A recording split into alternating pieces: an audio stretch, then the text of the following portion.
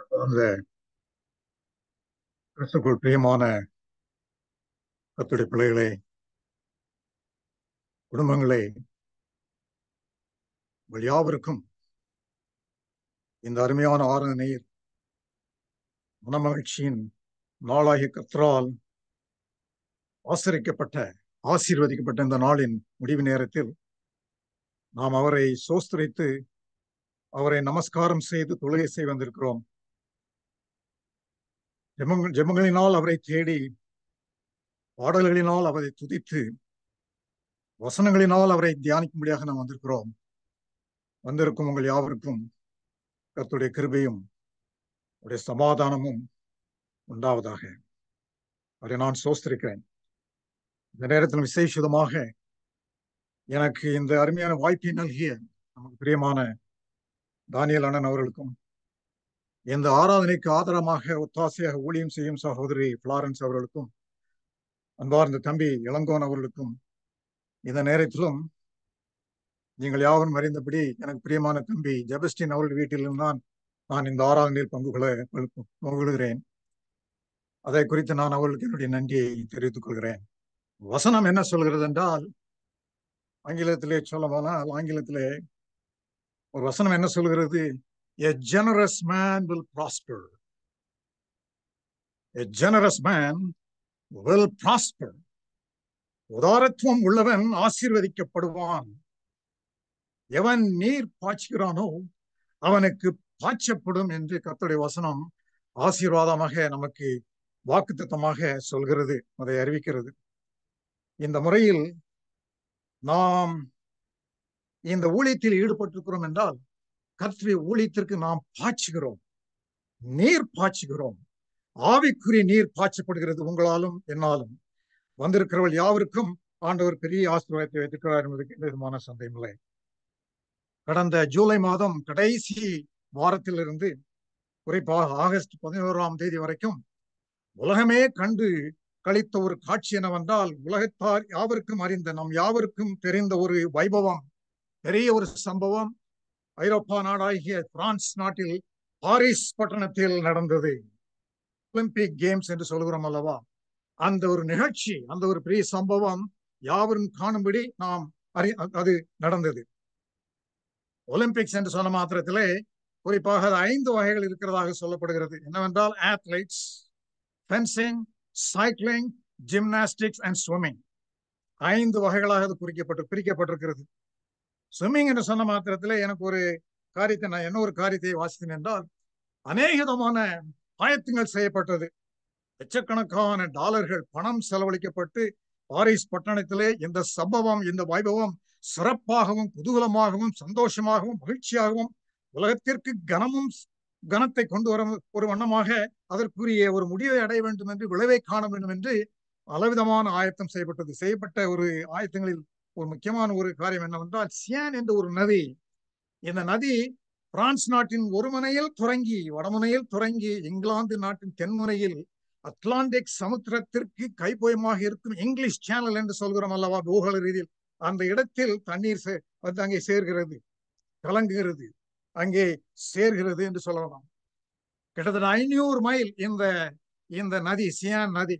1923ஆம் ஆண்டில் இருந்து ஒரு கட்டளை இருந்தது, ஒரு சட்டம் இருந்தது. என்னவென்றால், யாருமே இந்த நதிக்குள் இறங்கலாகாது, குளிக்கலாகாது, அது நீந்தலாகாது அப்படின்னு ஒரு பெருஞ்சட்டம் இருந்தது. ஏனென்றால் அந்த நதியினுடைய தண்ணீர் விசேஷமான தண்ணீராக இல்லை, ஒரே கழிவு, ரசாயன கழிவு, இன்னும் பெரிய பெரிய தொழிற்சாலை கழிவு தண்ணீர், இன்னும் மானிட கழிவு எல்லாம் சேர்ந்து அசுத்தமான தண்ணீராக இருந்தனால் யாருமே போகலாகாது, அது நல்லதல்ல. அதனால் பலவிதமான பிரச்சனைகள் உங்களுடைய ஆரோக்கியத்திற்கு வரும் என்று சொல்லப்பட்டது. எந்த பொழுதிலும் இந்த சம்பவத்திற்காக கிட்டத்தட்ட $1.5 பில்லியன், $1.5 பில்லியன் ஒரு சில அந்த தண்ணீர் பகுதியானது சுத்திகரிக்கப்பட வேண்டும், அதில் இந்த நீச்சல் போட்டி நடக்க வேண்டும் என்று ஒரு காரியத்திற்காக செய்யப்பட்டது. எந்த பொழுதிலும் என்ன நடந்ததுன்னா, ஜெர்மனில இருந்து வந்த சிலவங்க அதுல நீச்சல் பண்ணவங்க என்ன செஞ்சாங்கன்னா, அவங்களுடைய ஒரு சில நாட்கள் அவங்களுக்கும் சோமலம் அமைப்பு இது சுத்தமாக்கப்பட்டு நிரூபிப்பதற்காக பாரிஸ் பட்டணத்துடைய மேயரே அந்த ஒரு பெண் ஆனி என்ற ஒரு அம்மையார், அவங்க நீந்தி கூட ஒரு நீந்தினாங்க ஒரு நாள் ஜூலை மாசம். தண்ணி எல்லாம் இப்ப சுத்தமாயிட்டு, நீங்க செய்யலாம், நீந்தலாம் பங்கு கொள்ளலாம் என்று நிரூபிப்பதற்காக. மாத்திரமல்லாமல் இந்த வைபவத்தை முன்னிட்டு, இந்த பெரும் சம்பத்தை, அகில உலக சம்பவத்தை முன்னிட்டு எத்தனை பேர் வந்திருக்காங்க தெரியுமா உங்களுக்கு? வந்தாங்க. இந்த விளையாட்டு வீரர்கள் கிட்டத்தட்ட 10,800 பேர் வந்ததாக சொல்லப்படுகிறது. விளையாட்டு வீரர்கள். அது மாத்திரமல்லாமல் கிட்டத்தட்ட 184 186 நாடுகளிலிருந்து இந்த விளையாட்டு வீரர்கள் வந்திருந்தார்கள். இவர்களுக்கு பந்தோபஸ்து கொடுப்பதற்காக, இவர்களுக்கு பாதுகாப்பு கொடுப்பதற்காக பாரிஸ் பட்டணத்தினுடைய ஜனத்தொகை கிட்டத்தட்ட 2.1 மில்லியன் நினைக்கிறேன். இந்த வைபவத்தை முன்னிட்டு எந்த விதமான சச்சரவு, எந்த விதமான தொந்தரவுகள், எந்த விதமான கலவரம் வரக்கூடாது, பாதுகாப்பு அளிக்கப்பட வேண்டும், சமாதானமான முறையில் இந்த சம்பவம் நடக்க வேண்டும் என்று கிட்டத்தட்ட 40,000 போலீஸ் அதிகாரிகள் அங்கே அமர்த்தப்பட்டிருந்தார்கள். அது மாத்திரமல்லாமல் கிட்டத்தட்ட 20,000 போர்ச்சியவர்கள் அங்கே இருந்தார்கள். மேலும் தனிப்பட்ட தொழில் ஸ்தாபனங்களில் இருந்து பிரைவேட் செக்யூரிட்டி கார்ட்ஸ் 20,000 பேர், கிட்டத்தட்ட 80,000 பேர் பாதுகாப்பு குளிக்கும் மூலமாக அவர்கள் அமர்த்தப்பட்டிருந்தார்கள். இந்த நாட்டில் ஒரு பயங்கரமான ஒரு சம்பவம், உலகமே கண்ணீர் சிந்தும் ஒரு சம்பவம். எதற்கு இப்படி நடக்க வேண்டும் என்று சம்பவம் ஒன்று நடந்தது. ஜூலை மாதம் 29ஆம் தேதி நினைக்கிறேன். என்ன நடந்து? 3 சிறுமிகள், 6 வயது உள்ள பிவி, 7 வயது உள்ள எல்சி, 9 வயது உள்ள ஆலிஸ், ஒரு சின்ன கலாசாலை நடனம் கற்று நடன பயிற்சி செய்யும் ஒரு இடத்தில், அந்த அப்பேற்பட்ட ஒரு கல்வி கற்றுக்கொள்ளும் ஒரு இடத்தில் ஒருவன் சென்று இந்த சிறுமிகளை கத்தினால் குத்தி அவர்களை கொலை செய்தான். இன்னும் ஒரு சிலர் இன்னும் தங்க அதனால் தாக்கப்பட்டார். 17 வயது ஆக்சல் என்ற ஒரு வாலிபன் அவர்களை கத்தினால் குத்து என்று கொத்தி ரத்தம் சிந்தி இந்த 3 சிறுமிகள் மரித்தார்கள் கொலையினால். அதை உலகமே கண்டு சஞ்சலப்பட்டது, கண்ணீர் சிந்தியது. இந்த நாட்டின், இங்கிலாந்து நாட்டின் பிரதமர், அவர் விஜில் என்று சொல்கிறோமல்ல, விழிப்பு ஆராதனை, கண் விழிப்பு ஆராதனை என்று சொல்லுவோம். அப்படிப்பட்ட இந்த ஆராதனையில் அவருக்கு, நான் ஒரு தகப்பன், நான் பிள்ளைகளை கொண்ட தகப்பன், எப்படித்தான் இந்த பிள்ளைகளை இலக்கு கொடுத்த மரணத்திற்கு, கொலையினால் மரணமடைந்த இந்த பிள்ளைகளுடைய பெற்றோர்கள் அதை எப்படி தாங்குகிறார்களோ எனக்கு தெரியவில்லை என்று அவர் சஞ்சலத்தோடு, அவர் கண்ணீரோடு அவர் பேசினார். யார்? இங்கிலாந்து நாட்டுடைய பிரதமர். அது மாத்திரமாமல் சவுத் போர்ட் என்ற அந்த பட்டணத்தில் உள்ள மேயர் சொன்னார்கள், எனக்கு வாயில் என்னுடைய வார்த்தை கொண்டு வரவில்லையே என்று சஞ்சலத்தோடே சொன்னார்கள். எனக்கு அன்பாக, நீங்களும் நானும் இன்றைக்கு நாம் உயிரோடு இருக்கிறோம் என்றால் வசனம் என்ன சொல்கிறது? கர்த்தருடைய வசனம் அதை எப்படி உறுதிப்படுத்துகிறது என்றால், இன்றைக்கு நீங்கள் நிர்மூலமாகவில்லை என்றால் அது அவருடைய கிருபை. இதெல்லாம் பரம ரகசியம். நான் உயிரோடு இருக்கிறேன், நேற்று இருந்தவங்க இன்றைக்கு இல்லை. இந்த மாதிரி ஒரு நிலைமை எந்த நேரத்தில் என்ன நடக்கும் என்பதற்கு யாருக்குமே ஒரு உறுதி இல்லை. அப்பேற்பட்ட ஒரு நாட்களாக இருக்கிறது. என்ன சம்பவிக்கிறது? இதை குறித்து சங்கீதக்காரன் என்ன சொன்னார் என்றால், என் உள்ளத்தில் விசாரங்கள் பெருகும் போது உம் ஆறுதல்கள் என் ஆத்மாவை தேற்றுகிறதே. என் உள்ளத்தில், ஆண்டவரே, என் உள்ளத்தில் விசாரங்கள் பெருகும் போது உம்முடைய வசனங்கள், ஆண்டவருடைய வார்த்தைகள் தான் என்னை ஆறுதல் படுத்த முடியும். இந்த 3 சிறுமிகளுடைய அவர்களுடைய குடும்பங்கள் என்ன சொல்கிறது? இந்த சங்கதியை, இந்த சம்பவத்தை நாங்கள் இலக்கு கொடுத்த, எங்களுடைய பிள்ளைகளை இலக்கு கொடுத்த இந்த காரியத்தை நாங்கள் சிந்திக்க முடியவில்லை. அதனாலே அதை எங்களால் யோசித்து பார்க்க முடியவில்லை. இதை வைத்து நாங்கள் எப்படி வாழ்க்கை நடத்துவோம்? எப்படி நாங்கள் ஒரு சுகமான, ஒரு சௌரியமான, ஒரு சந்தோஷமான வாழ்க்கை நடத்த முடியும்? ஆண்டவரே, விசாரங்கள் பெருகும் போது என் ஆறுதல்கள், உம் ஆறுதல்கள் என் ஆத்மாவை, கர்த்தருடைய ஆறுதலுடைய வசனங்களை நாம் அறிந்து கொள்ளுமனமாக சற்று ஒரு நிமிடம் நாம் தலை குனிந்து கண்களை மூடி ஜெபிப்போமாக. எங்களை நேசித்து வரும் கர்த்தாவே, உம்முடைய ஆறுதல்களின் வார்த்தைக்காகவும் உம்முடைய வாக்குத்தத்தின் வசனங்களுக்காகவும் தம்முடைய பிள்ளைகளை நாங்கள் ஒரு சிறு கூட்டமாக இந்த நேரத்தில் கூடியிருக்கிறோம். தாவீதின் அனுபவம் எங்களுடைய அனுபவம் என்பதில் எந்த விதமான சந்தேகம் இல்லை. உம்முடைய ஆறுதல்கள், உம்முடைய வார்த்தைகள் எங்களை ஆறுதல் படுத்தும் வண்ணமாக இயேசு கிறிஸ்துவின் தாழ்மை வேண்டிக் கொள்கிறோம் பிதாவே. பல ஆண்டுகள் கிறிஸ்துவுக்கு முன்பு சுமார் 200 வருஷங்களுக்கு முன்பு ஹிப்பார்க்கஸ் என்ற ஒரு விஞ்ஞானி, ஒரு கிரேக்க விஞ்ஞானி இருந்தார். பேர் என்ன? ஹிப்பார்க்கஸ். சுமார் 200 ஆண்டுகளுக்கு முன்பு பிறந்து வளர்ந்தவர். சிறு வயதிலே அவருக்கு ஒரு வாஞ்சை இருந்தது. நமக்கு தெரியும், நம்ம பிள்ளைகள் எல்லாம், நம்ம சின்ன பிள்ளையா இருக்கும் போது கூட சில ஆசைகள் நமக்கு இருக்கும்.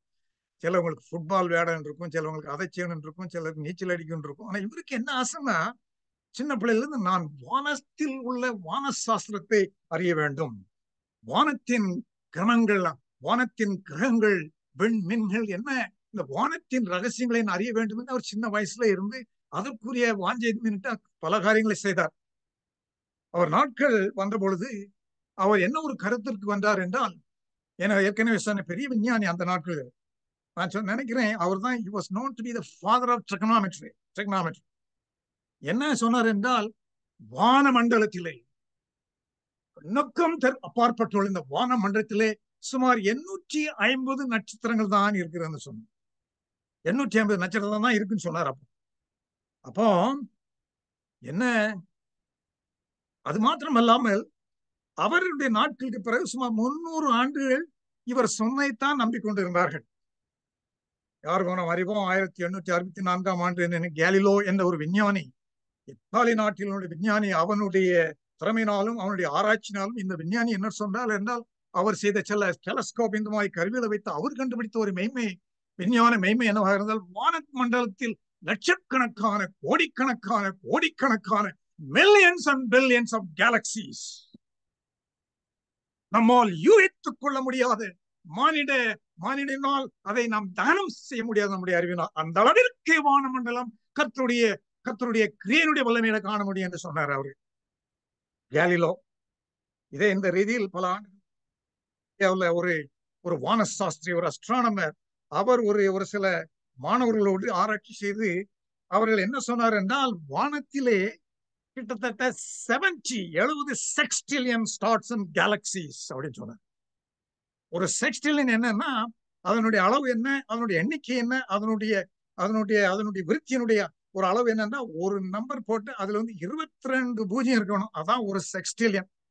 அப்போ இந்த 70 செக்ஸ்டிலியன் சொன்னா அதனுடைய அளவு என்ன, நமக்கு நம்மளுடைய அறிவுக்கு ஏற்றபடி அதை சொல்ல வேண்டும் என்றால், சிந்தித்து பாருங்கள். ஆண்டவருடைய சிருஷ்டிப்பின்படி எங்கெங்கெல்லாம் கடல்களும் சமுத்திரங்களும் இருக்கிறதோ, சமுத்திர வழிகளினுடைய கடலுடைய எல்லா மணல், எங்கெங்கெல்லாம் பாலைவனம் இருக்கிறதோ அவைகள் எல்லாரும் அந்த மணல்களை நாம் சேர்த்து கூட்டி பார்த்தாலும் வானத்தின் நட்சத்திரங்களுக்கு சமம் கிடையாது. அந்த அளவிற்கு வல்லமையான கர்த்தர் அவருடைய கிரியைகளை நாம் பார்க்கிறோம். இதை முன்னிட்டு ஒரு சில வல்லமை உள்ளவர், வானமண்டலத்தை சிருஷ்டித்தவர், அவர் உங்களுக்கும் எனக்கும் என்ன ஒரு காரியத்தை அவர் செய்ய சித்தமாயிருக்கிறார் என்பதை 147 என்றால் சங்கீதம் 147 உங்களுடைய வேதாங்களை திருப்பலாம். நீங்கள் கர்த்தரை துதியுங்கள், நம்முடைய தேவனை கீர்த்தனம் பண்ணுகிறது நல்லது, துதித்திலே இன்பமும் ஏற்றமாயிருக்கிறது.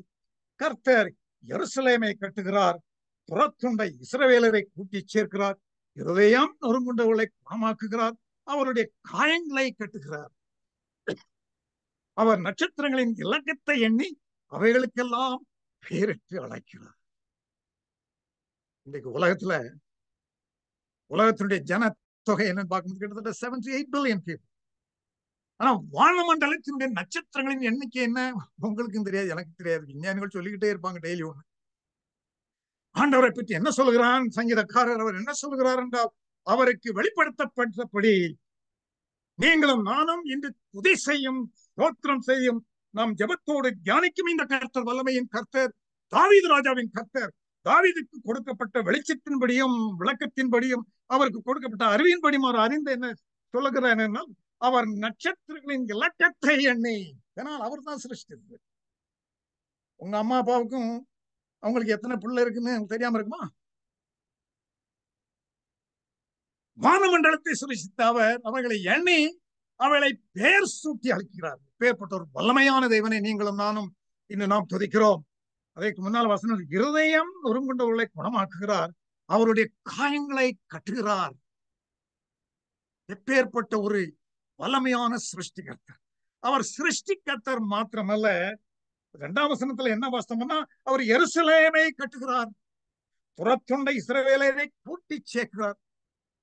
இஸ்ரவேலின் தேவன் யாவே, ஆபிரகாமின் தேவன், ஈசாக்கின் தேவன், யாக்கோபின் தேவன், மோசே பக்தனின் தேவன், இஸ்ரவேலின் ராஜாவாகின்ற சாலமோனின் தேவன், தாவீதின் தேவன். அவர் எருசலேமை கட்டுவது மாத்திரமல்லாமல் இந்த கட்டுவர் உங்கள் காயங்களை கட்டுகிறார். இதுதான் சுவிசேஷம். நீங்களும் நானும் ஆராதிக்கிற தேவன் அவர் பட்டணத்தை கட்டுகிறது மாத்திரமல்ல, என்னுடைய காயங்களையும் உங்களுடைய காயங்களையும் கட்டும் ஒரு மருத்துவ சாலை, ஒரு மருத்துவ மன்னர் கர்த்தர் எருசலேமை கட்டுகிறார், துரத்துண்ட இஸ்ரவேலை கூட்டி சேர்க்கிறார். இப்படியும் என்ன சொல்கிறார் என்றால், கர்த்தர் சாந்த குணமுள்ளவர்களை உயர்த்துகிறார். என்ன சொல்ல வருகிறேன் என்றால், எப்படி நாம் 4 சுவிசேஷ புத்தகங்களில் மத்தேயு, மார்க்கு, லூக்கா, யோவான் சுவிசேஷ புத்தகங்களில் வாசிக்கிறோம் அல்லவா, அத்தனை விசேஷங்களையும் இந்த சங்கீதத்தில் தானே நாம் படிக்கிறோம். 23ஆம் சங்கீதம் எல்லாருக்கும் தெரியும், 103ஆம் சங்கீதம் எல்லாருக்கும் தெரியலாம். ஒரு சமயம் 1ஆம் சங்கீதம் எத்தனை தெரியுமா தெரியாது எனக்கு. 147ஆம் சங்கீதம் என்னைக்கு நம்ம வாசித்திருக்கலாம். ஆனால் இந்த சங்கீதத்தினுடைய அருமையை பாருங்க. கர்த்தர் சாந்த குணங்களை உயர்த்துகிறார், மட்டும் தாழ்த்துகிறார். புதியுடன் பாடி கொண்டாடுங்கள், நம்முடைய தேவனை சுரமண்டலத்தால் கீர்த்தனம் பண்ணுங்கள். நட்சத்திரத்தை பேர் சூட்டி அழைக்கும் கர்த்தரை, எருசலேம் பட்டணத்தை கட்டும் கர்த்தரை, நம்முடைய காயங்களை அவர் சுத்தப்படுத்தி நம்மை சுத்திகரிக்கும் கர்த்தரை என்ன சுரமண்டலத்தால் நாம் அவரை வாழ்த்த வேண்டும், சுரமண்டலத்தால் நாம் அவை சேவை செய்ய வேண்டும் என்று வசனம் சொல்கிறது. அவர் வானத்தை மேகங்களால் மூடி பூமிக்கு மலையை ஆயத்தப்படுத்துகிறார், மலைகளில் புல்லை முளைப்பிக்கிறார். மலைகளில் அவர், வானத்தில் அவர் நட்சத்திர மண்டங்களை அவர் ஸ்தாபனம் செய்த மாத்திரமல்லாமல், மலைகளில் புல்லை முளைப்பிக்கும் ஒரு கர்த்தர். அவர் குதிரையின் பலத்தில் விருப்பமாகிறார், வீரனுடைய கால்களில் பிழைப்படார். தமக்கு பயந்து தமது கிருபைக்கு காட்டினோர் மேல் அவர் பிரியமாயிருக்கிறார். என்ன ஒரு அருமையான வசனம் பாருங்க. ஆண்டவரை பற்றி நாம் அவருடைய அதிசயம் என்ன? அவர் உங்கள் மேலும் என் மேலும், உங்கள் குடும்பங்களின் மேலும் என் குடும்பங்களின் மேலும், உங்கள் பிள்ளைகள் மேலும் என்னுடைய பிள்ளைகள் மேலும் கர்த்தர் பிரியமாயிருக்கிறார். நட்சத்திரத்தை அவர் உண்டாக்கினார், அதை அந்தந்த இடங்களில் அவர் ஸ்தாபனம் செய்து வைத்தார், அமைத்து வைத்தார். அது மாத்திரமல்லாமல் நன்றாக யோசித்து பாருங்க, கர்த்தர் என் மீது பிரியமாயிருக்கிறார், அதே கர்த்தர் உங்கள் மீதும் பிரியமாயிருக்கிறார் என்று வசனம் சொல்லுகிறது. பிரிய இருக்கிறார். எருசலேமே கர்த்தரை, சியோனே உன் தேவனை துதி. எருசலேமை கட்டுகிறார், இஸ்ரவேலை கூட்டி சேர்க்கிறார், அவர் மலைகளின் மேல் புல்களை முளைப்பிக்கிறார், என் மேல் பிரியமாயிருக்கிறார்.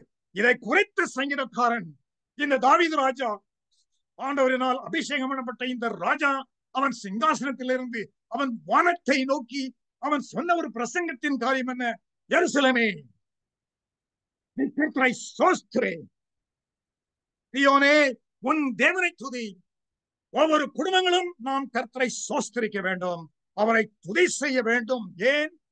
அவர் நம்மை குணமாக்கும் கர்த்தர், அவர் நம்முடைய காயங்களை கட்டும் கர்த்தர். அவர் உன் வாசல்களில் தாழ்பாளைகளை பலப்படுத்தி உன்னிடத்தில் உன் பிள்ளைகளை ஆசீர்வதிப்பார். என்ன விதமான ஒரு பாதுகாப்பு கொடுக்கிறாருன்னு சொல்றேன். இன்றைக்கு நாம் நிர்மூலமாக்கப்படவில்லை, என்னுடைய நம்முடைய பிள்ளைகள் என்று அருமையாக இருக்கிறார்கள் என்றால், ஆண்டவருடைய வசனம் என்ன சொல்கிறார்? உன் வாசல்களின் தாழ்பால்களை பலப்படுத்தி உன்னிடத்தில் உன் பிள்ளைகளை ஆசீர்வதிக்கிறார். அவர் உன் எல்லைகளெல்லாம் சமாதானமுடையாக்கி உசிதமான கோதுமையினால் உன்னை திருப்தியாக்குகிறார் என்று வசனம் சொல்லுது. என்ன ஒரு வாசிக்க, இந்த வசனத்தை நம்ம வாசிக்க என்ன விதமான ஒரு ருசியான ஒரு பாகம். ஆண்டவர் பிரியமாக இருக்கிறார், அவர் கட்டுகிறார், அவர் முளைப்பிக்க வைக்கிறார் புல்களை மலைகளின் மேல், அவர் நட்சத்திரங்களை பேரிட்டு அழைக்கிறார், எருசலேமை கட்டுகிறவர் உங்களுடைய காயங்களையும் கட்டுகிறார், இன்னும் சாந்த குணமுள்ள உயர்த்துகிறார்.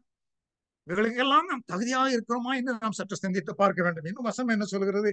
அவர் என் எல்லைகளை சமாதானம் உளையலாக்கி உசிதமான கோதுமையினால் உன்னை திருப்தியாக்குகிறார். யோசித்து பாருங்க, ஆண்டவர் நம்மை பராமரிக்கிறார். உசிதமான உயர்தரமான கோதுமையினால் அவர் நம்மை ஆசீர்வதிக்கிறார், திருப்தியாக்குறார். அவர் தமது வார்த்தையை பூமியிலே அனுப்புகிறார். அவருடைய சொல் மகா தீவிரமாய் சொல்லுகிறது. பஞ்சை போல் உறைந்த மலை தருகிறார், சாம்பலை போல் உறைந்த பனியை தூவுகிறார். அவர் தமது கல்மலையை துணிக்கைகளாக அனுப்புகிறார். அவருடைய குளிருக்கு முன்பாக நிற்பவன் யார்? அவர் தமது வார்த்தையை அனுப்பி அவைகளை உருகப் பண்ணி தமது காற்றை வீசும்படி செய்கிறார். என்ன ஒரு அருமையான சத்தியம், என்ன ஒரு அருமையான ஒரு தெய்வீக வாக்குத்தத்தம், என்ன அருமையான ஒரு ஒரு ஒரு விசேஷமான நமக்கு கொடுக்கப்பட்ட ஒரு செய்தி. வசனத்தை அப்படியே வாசித்து போகும்போது என்ன சொல்றாருன்னா, யாக்கோபுக்கு தம்முடைய வசனங்களையும் இஸ்ரவேலுக்கு தமது பிரமாணங்களையும் தமது நியாயங்களையும் அறிவிக்கிறார். அவர் எந்த ஜாதிக்கும் இப்படி செய்ததில்லையே, அவருடைய நியாயங்களை அறியாமற் போகிறார்களே. இத்தனை நன்மைகளை செய்த கர்த்தர் அவர் என்ன சொல்கிறார் என்றால், தாவீது ராஜா மூலமாக, நான் தெரிந்து கொள்ளப்பட்ட என ஜனத்திற்கு நியாயத்தை அறிவித்திருக்கிறேன். அவர் வேற எந்த ஜாதிக்கும் இப்படி செய்ததில்லையே, அவருடைய நியாயங்களை அறியாமற் போகிறார்களே. அன்பார்ந்த விசுவாசிகளே, கர்த்தருடைய நியாயம் என்ன? நட்சத்திரத்தை உண்டாக்கி இருக்கிறார், பட்டணத்தை கட்டியுள்ளார், நம்முடைய பிள்ளைகளை பாதுகாக்கிறார், நம்முடைய தாழ்பால்களை அவர் பலப்படுத்துகிறார், உச்சிதமான கோதுமையினால் நம்மை போஷிக்கிறார், சாந்த குணமுடைய தாழ்மையிலிருந்து உயர்த்துகிறார். எல்லாவற்றிற்கும் மேலாக இன்று நாம் அறிந்து கொள்ள வேண்டிய ஒரு முக்கியமான நற்செய்தி என்ன? அவர் தம்முடைய நியாயங்களை தம்முடைய பிள்ளைகளுக்கு வெளிப்படுத்துகிறார். நியாயம் என்ன? என்னை அன்றி உனக்கு வேற தேவரும் உண்டாயிருக்க வேண்டாம், மேலே பூமியிலும் எங்கிருந்தாலும் சரி, இந்த அண்ட சராசரத்தில் என்னை அன்றி இஸ்ரவேலே உனக்கு வேறு தேவரும் உண்டாயிருக்கணும். அதுதான் கர்த்தருடைய நியாயம். ஏவாளே, ஆதாமே, நீ பாவம் செய்தாய், என்னுடைய கட்டளை நீ மறந்தாய், புசிக்கத்தகாத கனியை நீ புசித்தாய், ஆகையினால் நீ மண்ணில் இருந்து எடுக்கப்பட்ட மண்ணுக்கே திரும்புவாய் என்று சொன்னார். இதுதான் பரலோக நியாயம். பாவத்தின் சம்பளம் மரணம் என்பது கர்த்தருடைய நியாயம். என் தேவனே, என் தேவனே, ஏன் என்னை கைவிட்டீர் என்று ஆண்டவராய் இயேசு கிறிஸ்து அவர் கதறி அழுதினாரே. அந்த நேரத்தில் ஆண்டவர் பரலோகத்தின் தேவன் அவருக்கு பதில் கொடுக்கவில்லை. அது அவருடைய நியாயம்.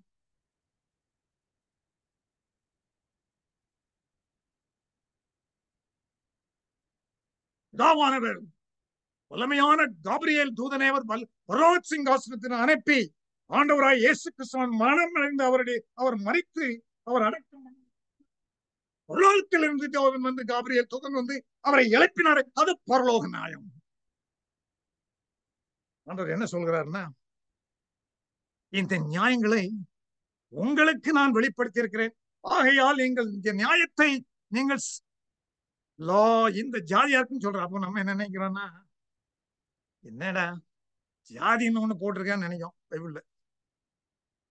அது கடவுளுடைய நியாயம்.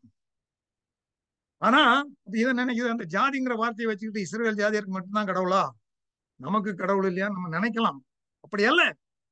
அவர் என்ன சொன்னார் என்றால், மற்றொரு ரீதியில், நீங்கள் உலகமெங்கும் போய் சகல ஜாதிகளுக்கும் இந்த நற்செய்தி பிரசங்கிக்க வேண்டும் என்று மத்தேயு சுவிசேஷம் 28ஆம் அதிகாரம் 11ஆம் வசனத்தில் அப்பொழுது இயேசு சமீபத்தில் வந்து அவர்களை நோக்கி, வானத்திலும் பூமியிலும் சகல அதிகாரமும் கொடுக்கப்பட்டிருக்கிறது, ஆகையால் நீங்கள் புறப்பட்டு போய் சகல ஜாதிகளையும் பிதா குமாரன் பரிசுத்தாவினாலே அவர்களுக்கு ஞான ஸ்நானம் கொடுங்கள். கர்த்தரின் நியாயத்தை, அவருடைய அன்பின் நியாயத்தை, அவருடைய பிரமாணத்தை, அவருடைய சுவிசேஷத்தினால் வரும் சுகத்தை, இந்த நியாயத்தை அவர் நம்மை குணமாக்குறேன் என்று சொல்லுகிறார்கள். அதுதான் கர்த்தருடைய நியாயம். உபதேசம் பண்ணுங்கள், நீங்கள் என்னுடைய அன்பை உலகமென்று சென்று அதை நீங்கள் பிரச்சாரம் செய்யுங்கள், பிரசங்கம் பண்ணுங்கள். ஒரு கருத்தை அறிந்து கொள்ள வேண்டும் என்றால் 147 சங்கீதம் 3ஆம் வசனத்திலே என்ன வாசிக்கிறோம் என்றால், இருதயம் நொறுங்குண்டவர்களை குணமாக்குகிறார். இருதயம் நொறுங்குண்டவர்களை குணமாக்குகிறார். வாழ்க்கையில நமக்கு எத்தனையோ பிரச்சனைகள். யோசித்து பாருங்க, ஒரு காலத்துல என்னென்ன கஷ்டங்கள்லாம் நமக்கு வந்திருக்கும். தனிமையினால் வந்த கஷ்டம், வறுமையினால் வந்த கஷ்டம், வாடின கஷ்டம், நாளைக்கு சோத்துக்கு அரிசிக்கு என்ன இருக்கு எப்படி பாக்குறதுன்னு ஒரு கஷ்டப்பட்ட அநேக மாத்திரம் உண்டு. நொறுங்குண்ட இதயம் உள்ளவர்களை அவர்களை குணமாக்குகிறார். வியாதினால் எவ்வளவு கஷ்டப்படணும். சில நேரங்கள்ல நம்ம நினைக்கிறோம் ஆண்டவர் என்று ஒருத்தர் இருக்கிறாரா? வியாதி வியாதி தீராத நோக்கோடு ஜெபம் பண்ணுகிறோம், அங்கு போகிறோம் இங்கு போகிறோம், பெரிய பெரிய இடங்களுக்கு ஆஸ்பத்திரிகளில் சென்று எத்தனையோ சிகிச்சைகளை நாம் தேடுகிறோம், நாடுகிறோம். ஆனால் ஒரு நிம்மதி இல்லை. கர்த்தருடைய வசனம் என்ன சொல்கிறார் என்றால், நொறுங்குண்ட இருதயம் உள்ளவர்களை அவர் குணமாக்குகிறார். அதுதான் சுவிசேஷத்தினுடைய சுகம். கர்த்தருடைய வசனம் என்ன சொல்கிறது என்னவென்றால், நாம் நொறுங்குண்டோம். யாருதான் இங்க நொறுங்குண்டோம்? எல்லாருடைய வாழ்க்கையிலும் சில சம்பவங்கள், சில சூழ்நிலை நமக்கு வந்துள்ளது. இது நிமித்தமாக நம்முடைய இதயங்கள் நொறுக்கப்பட்டுள்ளது, இன்றும் நொறுக்கப்பட்டுக் கொண்டிருக்கிறது. நொறுக்கவும் படலாம். ஆனால் இந்த சுவிசேஷத்தின் சுகத்தின் செய்தி என்ன? அவர் நம்மை குணமாக்குவார் என்று நம்ம கேன்சர் என்று சொல்கிறோம் அல்லவா? இந்த வியாதினால் அவர்கள் சஞ்சலப்பட்டுக் கொண்டிருந்தார்கள். கேன்சர் வியாதினால் ஓரளவுக்கு அவங்க சிகிச்சை எடுத்துக்கொண்டு சுகம் கிடைக்கும் என்ற நம்பிக்கையில் இருந்தார்கள். கீமோதெரப்பி என்று சொல்கிறோம் அல்லவா? அப்படி அந்த விதமான கீமோதெரப்பி எடுக்கும்போது ஒரு 2 வாரத்துல என்ன ஆச்சுன்னா, அந்த அம்மாவுக்கு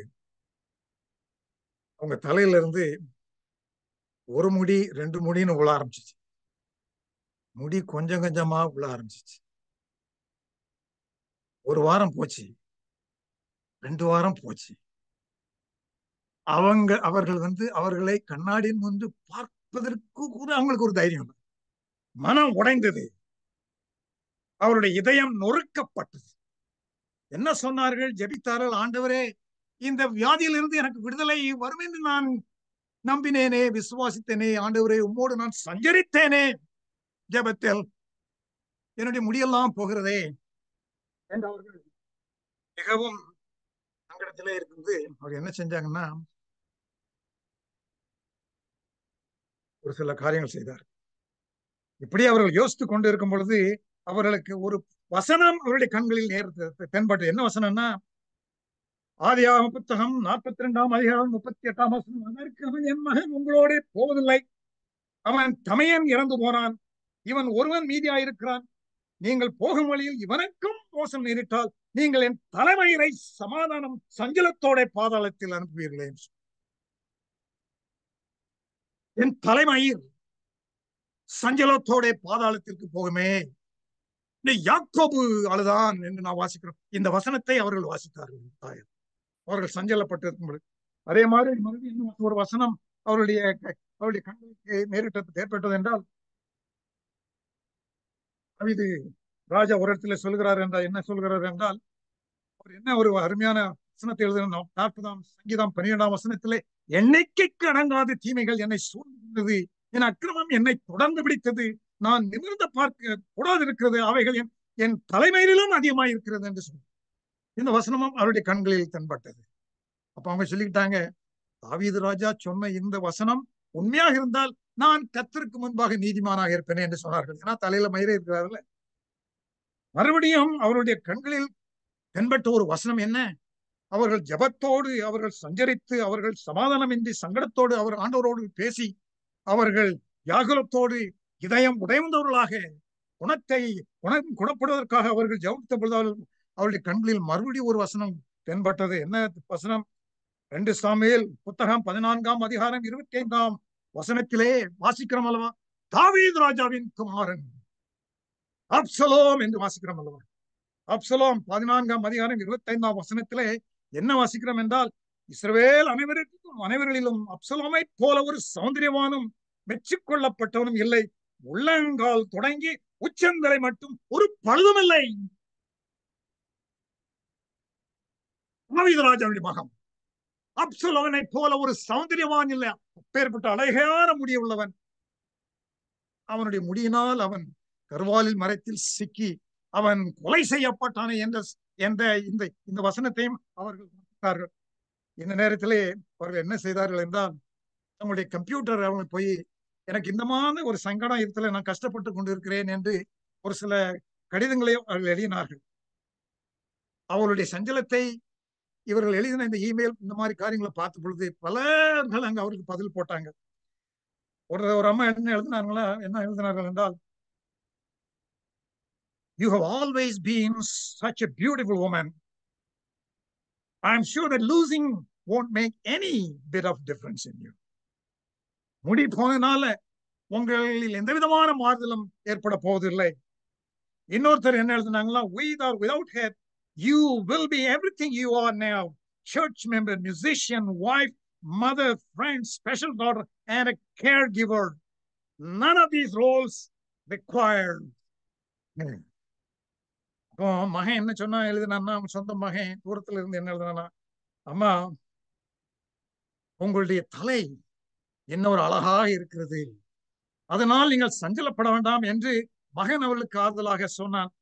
எனக்கு அன்பான விசுவாசிகளே, இந்த மாலையிலும் சுவிசேஷத்திற்கும் சுகத்திற்கும் ஏதுகரமாக நமக்கு வரும் வசனம் என்ன? பழைய ஏற்பாட்டில் வசனம் ஒன்று இருக்கிறது, அதை நான் வாசிக்கிறேன். யாத்ராகம புத்தகம் 23ஆம் அதிகாரம் 25ஆம் என்ன ஒரு வசனம் நமக்கு சொல்லப்படுகிறது? யாத்ராகமம் 23ஆம் அதிகாரம் 25ஆம் வசனம், உங்கள் தேவனாய கர்த்தரை சேவிக்க கடவீர்கள், அவர் உன் அப்பத்தையும் தண்ணீரையும் ஆசீர்வதிப்பார், வியாதியை உன்னிடத்திலிருந்து விலக்கும். உன் தேவனாய கர்த்தரை சேவிக்க கடவீர்கள், அவர் உன் அப்பத்தையும் உன் தண்ணீரையும் ஆசீர்வதிப்பார், வியாதியை உன்னிடத்திலிருந்து விலக்குவார். கற்பம் விழுகிறதும் மலனும் உன் தேசத்தில் இருப்பதில்லை, உன் ஆயுசு நாட்களை பூரணப்படுத்துவேன். இந்த வசனத்தை நீங்கள் நானும் நம்பி உள்ளவர்களாக இருக்கவில்லை, ஆனால் என்னுடைய கற்பனைகளை நீங்க கையொள்ள வேண்டும் என்று சொல்றார். ஆமா, இஸ்ரவேல் ஜனங்கள் எத்தனை தடவை அவர்கள் கற்பனைகளை கை கொண்டார்கள், அவருடைய நியாயத்தை எப்படி அவர்கள் கை கொண்டார்கள். தாவீது ராஜா ஒரு சூழ்நிலை என்ன விண்ணப்பம் செய்தார் என்றால், என்மே இரக்கமாயிரும் கர்த்தாவே, நான் பலனற்று போனேன், என்னை குணமாக்கும் கர்த்தாவே, என் எலும்புகள் நடுங்குகிறது, என் ஆத்மா வியாகுலப்படுகிறது சொல்றார். என் தேவனே என்னை குணமாக்கும். சிங்கத்தின் தாடையை அவன் பிளந்த இந்த ராஜா பராக்கிரமசாலி, வல்லமையான ஒரு ஒரு ஒரு மனிதன் தாவீது ராஜா. அவர் ஒரு சமயத்துல என்ன சொல்றாருன்னா, ஆண்டவரே என்மேல் இரக்கமாயிரும் கர்த்தாவே, நான் பலனற்று போனேனே, என்னை குணமாக்கும் கர்த்தாவே, என் எலும்புகள் நடுகிறது கர்த்தாவே, என் ஆத்மா வியாகுலப்படுகிறது என் தேவனே, கர்த்தாவே எதுவரையும் நீர் இறங்காதிருக்கிறேன். அநேக குடும்பங்களில் இந்த கேள்விகள் கேட்கப்படுகிறது. ஆண்டவரே எதுவரையும் நாங்கள் கஷ்டப்பட வேண்டும், எத்தனை முறை நாங்கள் ஆஸ்பத்திரிக்கு போக வேண்டும், எத்தனை முறை நாங்கள் வைத்தியர்களை பார்க்க வேண்டும், எத்தனை முறைகள் நாங்கள் சிகிச்சைகளை எடுக்க வேண்டும், எதுவரைக்கும் ஆண்டவரே நாங்கள் வியாகுலப்பட வேண்டும், எங்கள் ஆத்மா வியாகுலப்படுகிறதே கர்த்தாவே, உம்முடைய சுகம் எங்களுக்கு எப்பொழுது கிடைக்கும், உம்முடைய குணத்தை நாங்கள் எப்பொழுது பெற்றுக் கொள்ளவும், என் ஆண்டவரே நான் பலனற்று போகிறேனே, என்னை கர்த்தாவே, என் எலும்புகள் நடுங்குகிறது கர்த்தாவே, நான் வியாகுலப்படுகிறேனே. வீழ்ச்சி மனத்தாட்சியினால் உலகத்தில் அநேகர் மனத்தாட்சியினால் மரித்து போனார்கள், இன்னும் மரித்துக் கொண்டு இருக்கிறார்கள் என்று நாம் அறிந்திருக்கிறோம். இதை அறிந்த நாம் நமக்கு கர்த்தருடைய சுவிசேஷத்தின் சுக செய்தி என்ன என்றால், யோவான் சுவிசேஷம் 5ஆம் அதிகாரம் 5ஆம் அதிகாரத்தில் என்ன வாசிக்கிறோம் என்றால், அதிகாரத்தில் பஸ்கா பண்டிகையின் போது இயேசு எருசலேமில் உள்ள 5 மண்டபங்கள் கொண்ட பெதஸ்தா எனப்பட்ட குளம் உள்ளது. அப்பொழுது தேவனை சோஸ்திரிக்குமனாக அவர் சோஸ்திரிக்குமனாக பெரிய ஒரு அற்புதத்தை ஆண்டவர் பெதஸ்தா என்ற குளத்தில் அவர் செய்தார். என்ன ஒரு காட்சியை நாம் வாசிக்கிறோம் என்றால், ஒருவன் ஒரு சப்பானி 38 வருடம் அங்கே அவன் சப்பானியாக கிடக்கிறான். இயேசு அவனை கண்ட பொழுது, நீ குணமாக சித்தம் உள்ளவனாயிருக்கிறாய். ஆண்டவரே, என்னை இந்த தண்ணீர் கலக்கப்படும் பொழுது கொண்டு போவதற்கு ஒருவரும் இல்லையே என்று அவன் மன்றாடி அவன் கண்ணீர் சிந்தினான். ஆண்டவரே, நான் வியாகுலப்படுகிறேன், 38 வருஷம் நான் வியாகுலப்பட்டுக் கொண்டிருக்கிறேன். இயேசு சொன்ன ஒரு காரியம் என்ன? நீ உன் படுக்கை எடுத்துக்கொண்ட நட. இமீடியட் கமாண்ட், வல்லமையான சட்டம். ஆண்டவருடைய வசனங்கள் என்னை ஆறுதல் படுத்த. ஆண்டவராகிய இயேசு கிறிஸ்துவின் வாயிலிருந்து வந்த வார்த்தைகள் 38 வருடமாக கஷ்டப்பட்டு கொண்டிருந்தானே, அவனை ஆறுதல் செய்தது. அவன் எழும்பி நடந்தான் என்று நாம் வாசிக்கிறோம். எனக்கு அன்பார்ந்த விசுவாசிகளை, இதை பற்றி என்ன நாம் அறிந்து கொள்ள வேண்டும் என்றால், கர்த்தருடைய சொஸ்தமாக்குதல், அவருடைய ஹீலிங் பவர் சிலருக்கு இன்ஸ்டன்ட். அவர் சொல்ல, அவர் கட்டளையிட நமக்கு நடக்கும். அதுதான் அதனுடைய முக்கியமான ரகசியம். எல்லாருக்கும் இந்த விதமான ஒரு குணமாக்கும் ஒரு அனுபவம் இருக்கும் என்பதற்கு நாம் சொல்ல முடியாது. மறுபடியும் புத்தகம் 3ஆம் அதிகாரம் என்ன வாசிக்கணும்? பேதுரும் யோவானும் அவர்கள் ஆலயத்துக்கு என்று சொல்லும் பொழுது, அங்கே ஒருவன் பிச்சை எடுத்துக் கொண்டிருந்தான், சப்பானி. அப்போ வேண்டிக் கொள்ளும் பொழுது அவர்கள் என்ன சொன்னார்கள்? எங்களிடத்தில் வெள்ளியும் இல்லை, பொன்னும் இல்லை, ஆனால் எங்களிடத்தில் உள்ளதை உனக்கு தருகிறோம், நீ எழுந்து நட. Instant healing. அதை நாம் எப்பொழுதுமே மனதில் வைத்துக் கொள்ள வேண்டும். ஆண்டவருடைய சுவிசேஷத்தின் சுகம், அதனுடைய அம்சம் என்ன? சிலருக்கு அவருடைய சித்தம் உடனடியாக அவருடைய சித்தத்தின்படி குணம் கிடைக்கும். மறுபடியும் ஹீலிங் ஓவர் டைம். என்ன ஒரு காரியத்தை நாம் அறிந்து கொள்ள வேண்டும் என்றால், ஆண்டவர் மார்க்கு சுவிசேஷத்தை புத்தகம் 8ஆம் அதிகாரத்தில் என்ன வாசிக்கிறோம் என்றால், பெத்சையா என்ற ஊருக்கு வந்த பொழுது ஒரு குருடனை அவரிடத்தில் கொண்டு வந்து அவரை கேட்டுக்கொண்டார்கள். ஆண்டவரே, இவனுக்கு நீ சொஸ்தம் அளிக்கும் என்று அவர் கேட்ட பொழுது ஆண்டவர் என்ன செய்யறாருன்னா, அவனை கையை பிடித்துக் கொண்டு அவன் கிராமத்திற்கு வெளியே கொண்டு போனார். அவனுடைய கண்களில் அவர் உமிழ்ந்தார். அங்கே உடனடியாக நீ உன்னுடைய கண்கள் திறக்கப்படுவதாக என்று ஆண்டவர் கட்டளை போடவில்லை. அப்பேற்பட்ட ஒரு கட்டளை அவர் பிறப்பிக்கவில்லை. அவனுடைய கண்களில் உமிழ்ந்தார், அவனுக்கு சுகம் கிடைத்தது என்று நாம் பார்க்கிறோம். இன்னும் நாம் என்ன ஒரு காரியத்தை அறிந்து கொள்ள வேண்டும் என்றால், healing through medicine, instant healing, step by step healing, healing through medicine. லூக்காவின் சுவிசேஷம் 10ஆம் அதிகாரம் 14ஆம் வாசிக்கிறோம் என்னவென்றால், அவன் வந்து அவனுடைய காயங்களில் எண்ணெயும் திராட்சரசமும் வார்த்து காயங்களை கட்டி அவனை தன்னுடைய வாகனத்தில் மேல் ஏற்றி கொண்டு போனான், சத்திரத்திற்கு கொண்டு போனான் சொல்றாங்க. இன்றைக்கு இந்த ரீதியில் நமக்கு அநேகருக்கு சுகம். அவனுக்கு திராட்சரசத்தை வார்த்தான், அவனுடைய காயங்களை சுத்தப்படுத்தி கட்டினான். திராட்சரசத்தையும் எண்ணெயும் வார்த்து அவனுடைய காயங்களை கட்டி தன்னுடைய வாகனத்தில் அவனை ஏற்றி அவன் சத்திரத்திற்கு கொண்டு போனான் என்று வாசிக்கிறோம். எனக்கு அன்பார்ந்த விசுவாசிகளே, இது முக்கியமான ஒரு சுவிசேஷ சங்கதி. சுவிசேஷத்தின் சுகம் நமக்கு கொடுக்கப்பட்ட வாக்குத்தத்தம் என்ன? நாம் இடத்தில், நம்முடைய குடும்பத்தார், நம்மிடத்தில் ஒருவர் நம் மத்தியில் அவர்கள் சுயனமாய் இருந்தால் அவர்களுக்கு திராட்சரசத்திற்கு சமமான மருந்துகளும் எண்ணெய்க்கு சமமான மருந்துகளும் அவருடைய காயங்களும் கட்டப்பட்டு நாம் அவருடைய சுமந்து அவருடைய சுமையை நாம் ஏறெடுக்க வேண்டும், சுமக்க வேண்டும். இதை அறிந்த அப்போஸ்தலனாகிய பவுல் என்ன சொல்கிறார்? ஒரு சமயத்துல தீமோத்தேயுடைய சில சுவீனத்தை வயிற்றுக் கோளாறை அறிந்த பவுல் அப்போஸ்தலன் தன்னுடைய சீடனாகிய சீமோனுக்கு என்ன சொல்கிறார் என்றால், 1 தீமோத்தேயு 5ஆம் அதிகாரம் 21ஆம் வசனத்திலே வாசிக்கிறோம், நீ தண்ணீர் மாத்திரம் குடியாமல் உன் வயிற்றிற்காக உனக்கு அடிக்கடி நேரிடுகிற பலவீனங்களினால் என்ன சொல்லுகிறார்னா, கொஞ்சம் திராட்சை ரசம் சேர்த்து. சில நேரம் மருந்து எடுக்க கூடாதுன்னு வீட்டுக்குள்ள ஜெபம் பண்ணிட்டே இருக்கக்கூடாது. அது ஆண்டோட சித்தம் அல்ல. பவுல் அப்போஸ்தலன் தன்னுடைய சீடன் ஆவிக்குரிய பிரகாரமாக இருந்த தீமோத்தேயுக்கு கொடுத்த ஒரு நற்செய்தி, ஒரு அறிவுரை என்ன? தீமோத்தேயுவே, உன்னுடைய உன்னுடைய சுயனத்தை நான் அறிவேன். ஆகையினால் அப்ப கொஞ்சம் திராட்சரசம் நீ அருந்து, நீ திராட்சரசத்தை பருக வேண்டும் என்று சொன்னார். வாஷிங்டன் ஹாஸ்பிட்டல் சென்டர்ல எனக்கு அநேக வைத்தியர்கள் தெரியும். குறிப்பாக ஒரு வைத்தியர், அவரு சமீபத்தில் தான் அவர் ரிட்டையர் ஆனார். அவர் வந்து ஒரு பிரதானமான பெயர் பெற்ற மிகவும் கைதேர்ந்த ஒரு நியூராலஜிஸ்ட். சில நேரங்களில் அவர் வந்து என் பக்கத்துல அப்படி பாக்குற, இந்த ஹால்வேல பார்க்கும்போது அப்படி என் பக்கத்துல வருவாரு.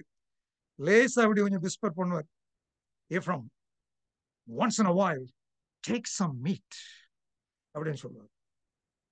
once in a while Take some eat. எனக்கு அன்பார்ந்த பிரியமான விசுவாசிகளே, எப்படி நல்ல சமாரியன் அவனுக்கு திராட்சரசத்தையும் அவன் எண்ணெயும் வார்த்து அவனுடைய காயங்களை கட்டி சுமந்தான் என்று சொல்கிறோம். அதுதான் சுவிசேஷத்தின் சுகம், சுகத்தின் நற்செய்தி. மறுபடியும் ஒரு சில காரியங்களை பவுல் ஆண்டவரத்துல 3 முறை ஜெபிக்கிறேங்கிறார். ஆண்டவரே, இந்த முள் என்னிடத்துல இருந்து விலக்கப்படுங்க. அழுகிறார். 3 முறை பரலோகத்தை நோக்கி தமஸ்குக்கு போகும் வழியில் சந்தித்த அந்த தேவனை நோக்கி, ஆண்டவரே, அப்போஸ்தலனாகிய பவுல் ஆண்டவரை நோக்கி 3 தரம் அவர் ஜெபிக்க வேண்டும் என்றால் எந்த விதமான ஒரு வேதனையில் இருந்தாரு எனக்கு தெரியாது. ஆண்டவர் என்ன சொல்றாரு?